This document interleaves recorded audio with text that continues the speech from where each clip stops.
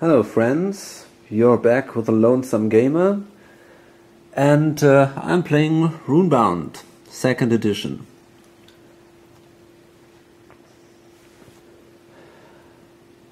I'm still without any new experience tokens, so I'm just killing these green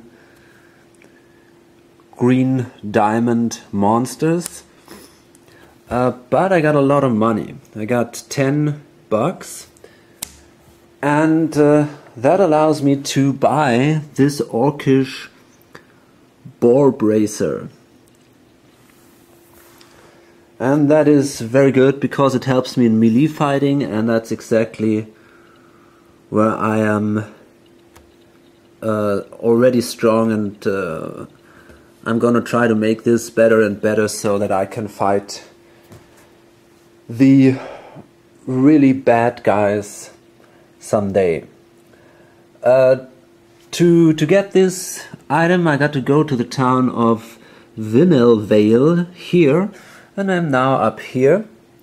So it's a trip, and I think there won't happen too much on the way, so I won't video this. See you in Vale. Okay, here we are. Just took me 2 turns, and now I am in the city. And after the movement phase, I'm now allowed to go into the market step. First of all, I have to draw a market card, and that is the Mirror of Charles. That's an artifact. Says before combat, activate and take 1 endurance. Until the end of this combat, your enemy takes 1 wound every time your hero takes 1 or more wounds as the result of a magic combat roll. Well, that's not a bad artifact, but I only have 10 gold, so I can't afford both. So now I'm gonna buy this one for 10 gold. And this is the orcish boar bracer. It's also a relic. The only shield or weapon a true orc needs is the skins of the beasts he has killed. Melee. Your hero inflicts +1 wound in melee combat.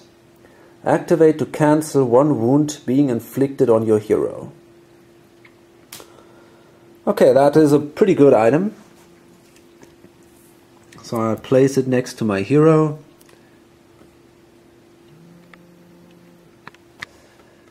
And then I pay these 10 gold. And normally I could also heal in a city, but that costs me 1 gold per wound. So I don't have any gold left. That means I can't heal. Now I'm gonna move north here to this green challenge in the north of the town of Forge. And again, this will take me a few turns. So I see you then. Okay, and now I'm here in the Broken Cracks, not far from the city of Forge, near the next adventure counter. And I had to roll for the threat track, and this time it's a 15. So as you can see here, we have the number 15. So the threat track moves on. And again, I roll for the cheaper items if they stay in the market or if they go away. First I roll for that one, number 2 there. That's a 9, so it stays. On a 1 to 5 it would go away. On a 6 to 10 it stays. And then I roll for that 4 item, 4 gold. And this time the item goes away. That's just to simulate that there are other people in the game and they might buy some items. And because it's not very likely that they buy these very expensive items at the beginning of the game, I only roll for the cheaper items. Also, as you've seen, every time you enter a city, you would draw a market card and add it to the market step. Now, another house rule to simulate this: when there are more players in the game, you have a higher fluctuation here because you add new cards to the market stack and others are bought. So every time this marker goes to an even number, and that is the case, it's a 2, I draw a card for each market step, for each market stack. So that's Embrace the Shadow, that's a ritual. Whenever you make a hide or sneak test, you may either roll the dice or may automatically receive a 12 on the roll. Well, that's not bad, but it's not exactly what I want. Then we have an ally, Frida Brani. Well, she's not bad. She's not a really good ally, but she's cheap.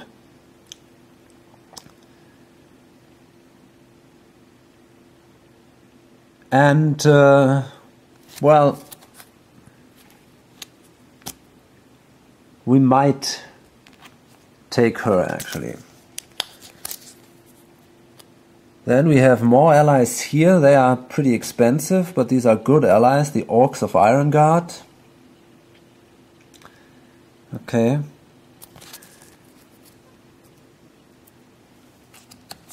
And that's a very expensive and very good bow. Backbiter. But I'm afraid I can't afford this in the next turns. Here we have a cheap shield. Well, maybe this is something I'm gonna buy. It's just for use of one time, but well, maybe it also costs you just 1 gold. That's another ritual, Form of the Bird. That would allow me to make an escape attempt after any combat phase. Or it's good for a faster movement. Then this is a fan-made, that's a fan-made ally. I really like the artwork here, it looks great, but it's pretty expensive.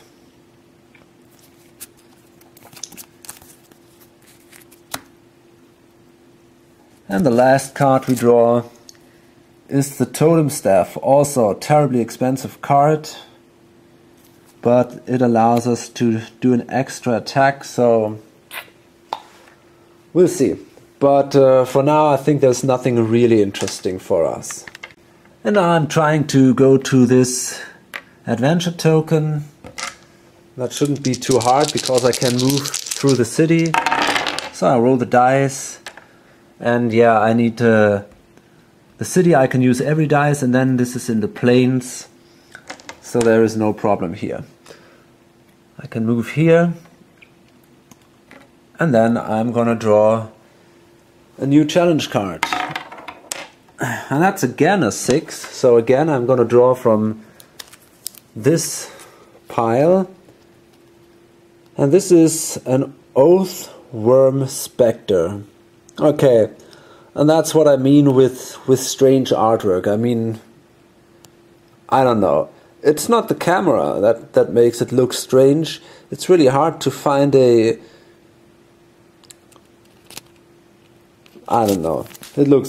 Somehow it looks strange, I think. Okay, anyway. You can prevail upon this dead warrior's honor to force him to emerge from the spirit realm and fight fairly. Before combat, test diplomacy. If you fail, your damage values in all phases are reduced by 1. That's not so good. The good thing is, this guy only does damage in the melee phase. So it's not so dangerous. The diplomacy test might be hard. I mean, I'm just a wild beast, so I need to roll a 13 to do this. Ah, nearly. I thought it was good enough, but then it's just a 12 because I have 1 here, but that's not good enough. Okay, so I failed, and now I have a damage value of 1.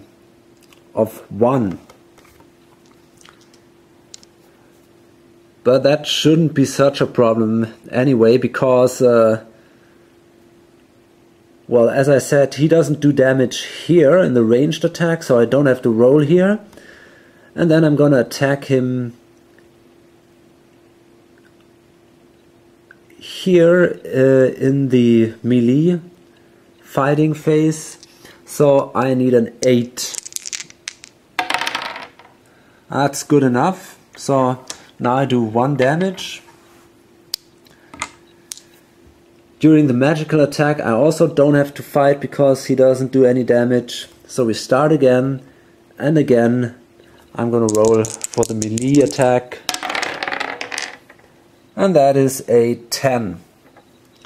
So I killed him. He only had 2 life points, and I receive 2 gold as a reward and another experience token. And if I kill another one, I'm gonna level up. So I'm gonna roll for the threat track. That's a 10, so nothing happens here. Just mark it with a skull. And now let's see where to go. Well, we might go here in this upper region, try to do these 2 challenges, and then we might work our way down here, maybe do a yellow one, and then go here. Something like that.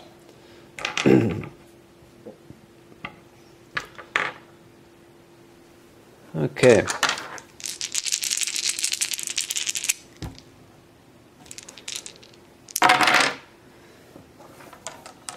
Okay, let's see. We have we need forest, mountains would be good. Okay, here we have mountains, here we have forest, that's pretty good. So we can move in the forest here, cross the shadow peaks, and then we have 2 streets, or a street for example, and water, and that is pretty good because that would allow us here to move through the water, through the river, and then into the street here.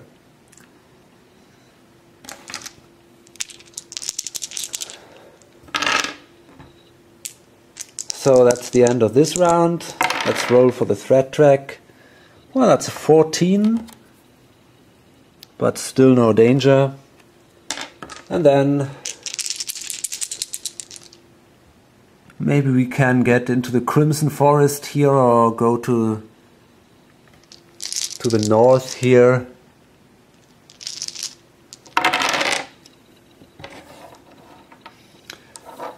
Okay, we don't have any forest, so it's not possible to go to this guy, but we have 2 river tokens, so we can go here with Corinna's Tears to this adventure, and then we will draw a card there. Let's see from which pile. And this time, it's the first time we draw from the Rise of the Dragon Lords pile. And this is a mistress of the Ferox.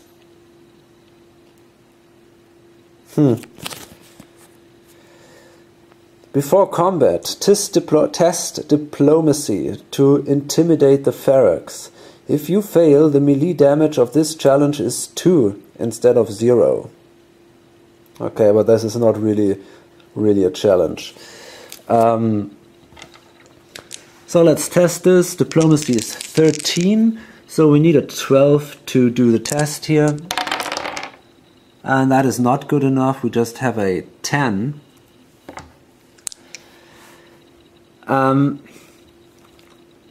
But it's actually pretty easy. In the ranged attack, we don't have to roll because it does no damage. And this is quite ridiculous. It just has a melee attack of 8. I have a melee of 5. And if I hit, this lady is killed instantly. So I just need a 3. That's of course no problem here. So I killed her. As a reward I receive 1 gold and I'm allowed to take this card. You may discard this card to automatically succeed at any challenge with the word Ferox in the title. Okay, that might be useful later.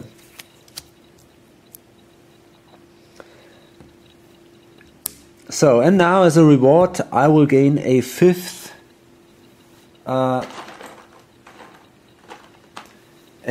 experience token, and in the solo game this means that I'm allowed to level up. So now I will remove all these tokens and I can choose now what exactly I want to do. I can improve here. I can improve basically on every value. Ranged, melee, magical, life or endurance. I think I'm gonna go completely on melee. So I take one of these experience counters here. That gives me now 2 additional melee points, and well, that's it. And I gain 1 gold. Okay. That's a 14 on the threat track.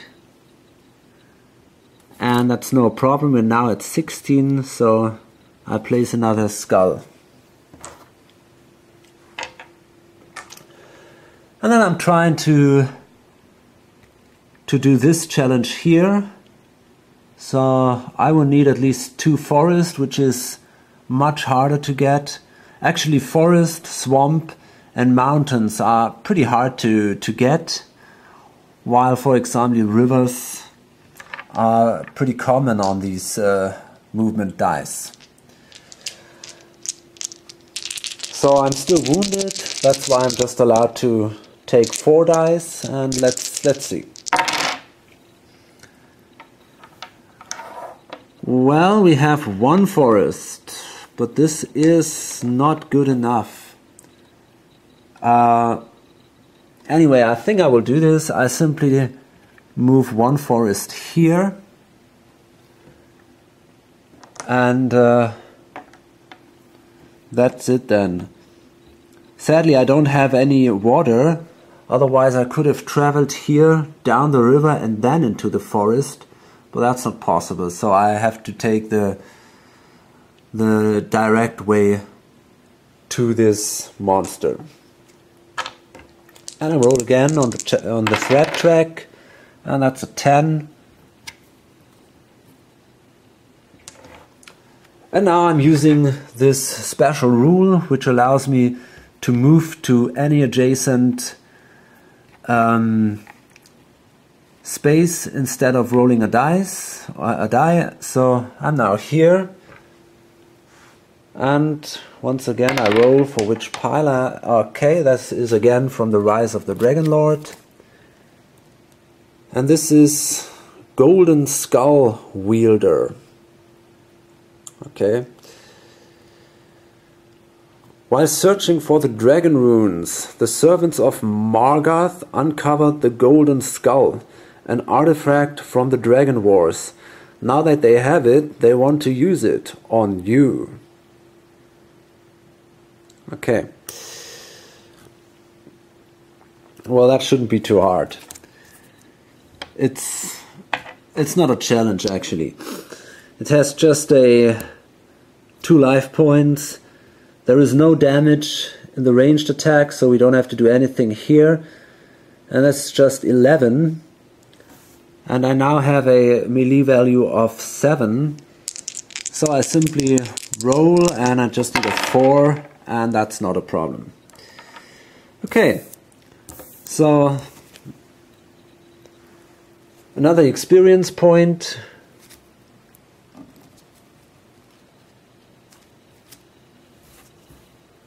And another gold. So now I'm once again at 5 gold.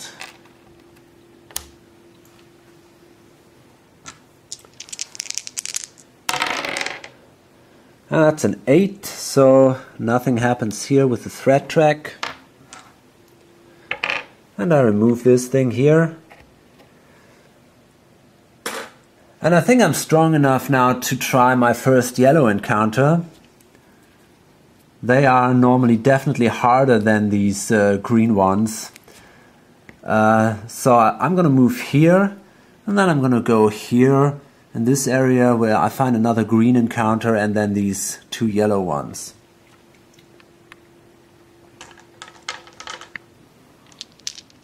Okay, actually I consider taking this ally here, Frida Brani. She's here at Grey Haven. I might go there. Let's see what I roll. So this is... Okay, let's take a look. We would need some water, that would be good. Well, actually I think this is good enough to go... Yeah, that's good enough to go right here to this yellow. We have a water, that one. We have a street, this one. And we have another water, it's that one. Okay, so now I'm here. And again, it's from this pile.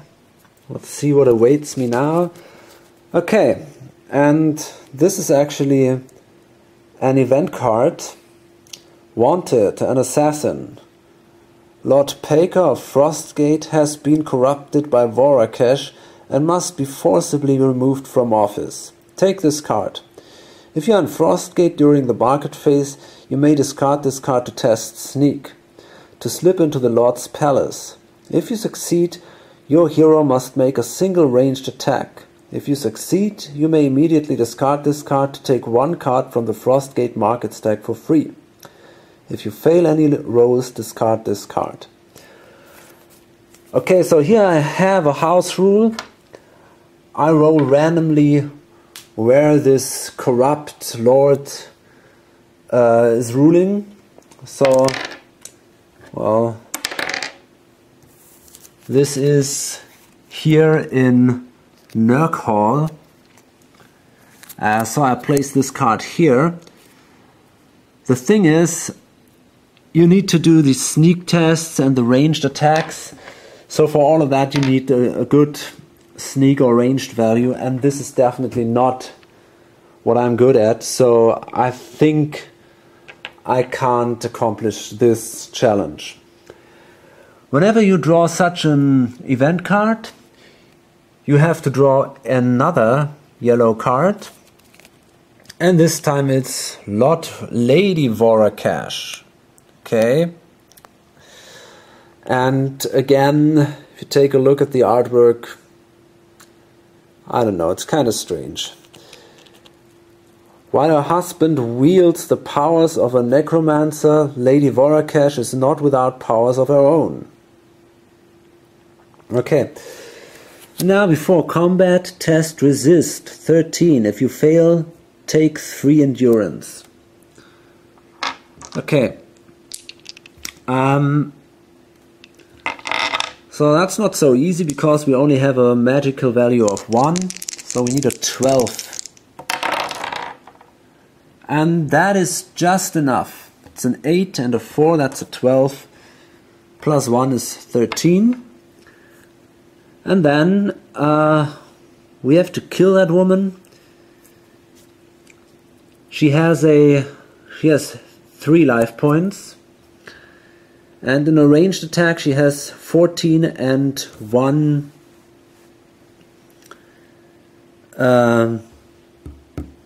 she deals 1 damage.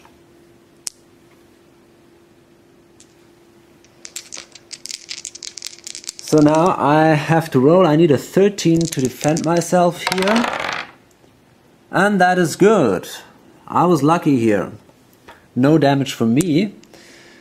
And then I'm gonna attack her. In melee combat I have a 7. So I need just a 4. That's good enough. These are 8.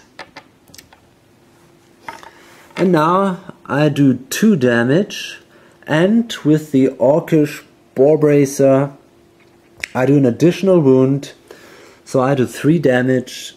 And I killed the lady. Reward: receive 1 gold and take this card. You may discard this card to reduce the cost of an ally by 2. Well, that's not bad.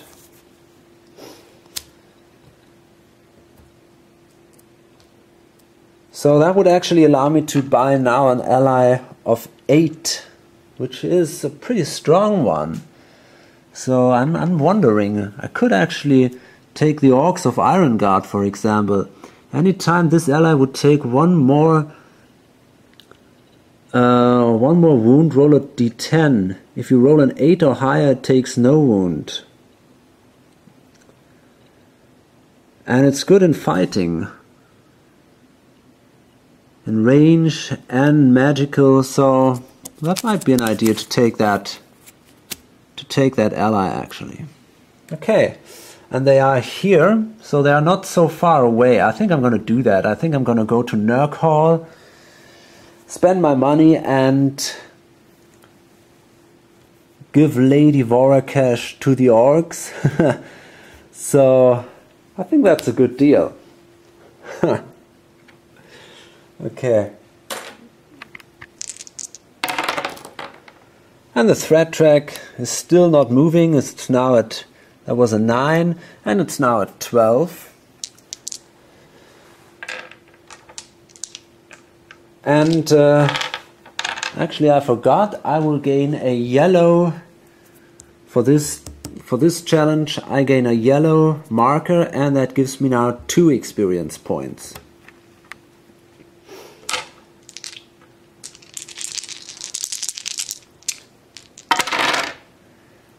Okay, let's see where I'm allowed to move. That's a river, that's good, because this river here leads directly to Nerk Hall. So I'm gonna move on the river to that city of Nerk Hall. And now I'm in the market phase here. And I'm simply gonna spend these 6 gold and Lady Vorakash, and for that I get these orcs of Ironguard.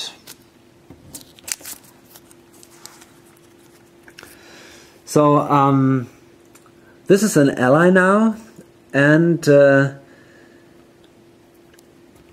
there is a limit for allies. I'm only allowed to have 2 allies. But of course you can sell them anytime or just discard them if you don't like them anymore. But this is a pretty expensive one, so I'm quite happy that I have them. And well, let's see. What is not so clear for me is anytime this ally would take 1 more wound. So does that mean if it takes more than one wound, then you roll for the other wounds, or what? I think it works like that actually. It's a little strange, one more wound. Okay, I'm gonna play it like that. So, yeah, and then I'm gonna roll for this threat track. Let's see. And this time it moves on. That's a 16. So now it moves to number 3. Oh, I forgot. I can try this assassin task here. It's very unlikely that I'm allowed to do this, but I can try, and I will actually. So first I got to do the sneak test. I need a 12 to do that, and I made it actually. Very good. And then I have to do the single ranged attack, and I need a 14 to do that. And that was definitely no success. I have a 2 here. So I was unsuccessful. I missed this corrupt Lord Pacor. Okay.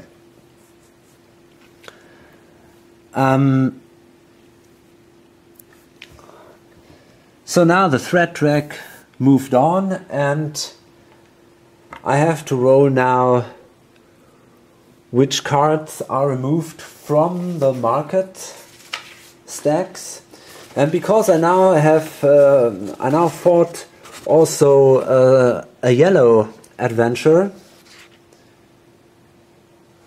I'm gonna roll now for every item which goes up to a value of 8. So let's start with these two. On a 1 to 5 they go away. Let's start with this 3 item here. So that one goes away actually. And then it's the Rune Apprentice, and that goes away too. Frida Brani. Yeah. The Staff of Sparks.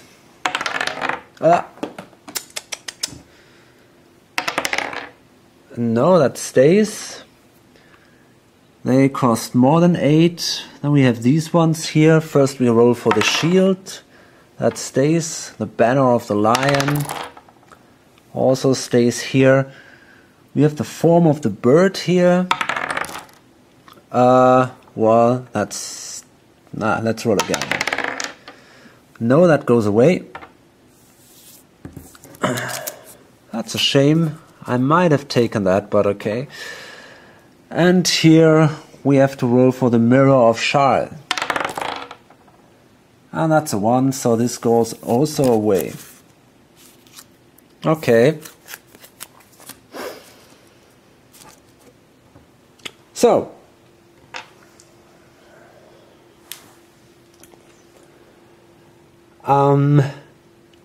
So the plan is now to move here from Nurkhall into these northeastern regions here, try to kill some monsters there, and yeah, let's see what happens.